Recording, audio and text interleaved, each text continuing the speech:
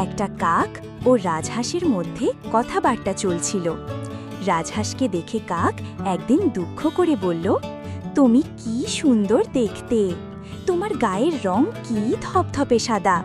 আমিও যদি তোমার মতো সাদা হতে পারতাম।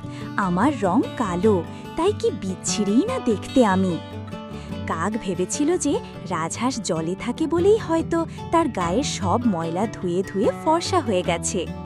যেই না ভাবা অমনি তার মাথায় বুদ্ধি খেলে গেল। কাকটিও জলে নেমে পড়ল। তারপর জলে বার কয়েক ডুব দিয়ে সে পাড়ে উঠে এলো। কিন্তু দেহের দিকে তাকিয়ে কাক দেখল সে যেমন আগে কালো ছিল এখনো তেমনই কালো রয়ে গেছে। তারপর কাকের মনে হলো শুধু জলে নামলেই হবে না, ওই জলেই তাকে বাস করতে হবে। এই ভেবে সে দিন রাত জলেই থাকতে লাগলো। কাক যতদিন ডাঙায় ছিল এখানে ওখানে উড়ে গিয়ে কিছু না কিছু খাবার জোগাড় করতে পারত। কিন্তু জলের মধ্যে তো কাকের খাবার পাওয়া যায় না। খিদে পাওয়া সত্ত্বেও কাক জেদ করে জলে বসে থাকত। এদিকে না খেয়ে সে দিন দিন রোগা হয়ে যেতে লাগলো। রাজহাঁস তাকে ফর্সা হবার বৃথা চেষ্টা না করতে বলল, কিন্তু কাক রাজহাঁসের কথা শুনল না। সে রাজহাঁসের মতো সাদা হবার চেষ্টা করে যেতে লাগলো। এমনি করে জলে থেকে থেকে কাক সাদা হওয়া তো দূরের কথা, না খেয়ে খেয়ে দুর্বল হয়ে একদিন মারাই গেল।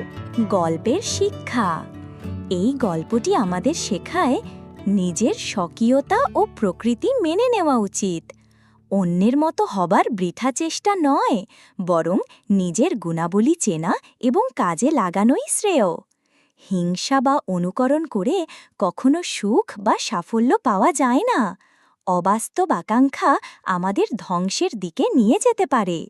এই গল্পটি ছোটদের জন্য বিশেষভাবে উপযোগী, কারণ তারা এর মাধ্যমে আত্মবিশ্বাস, আত্মসম্মান এবং আত্মচিন্তার মূল্যবোধ শিখতে পারে।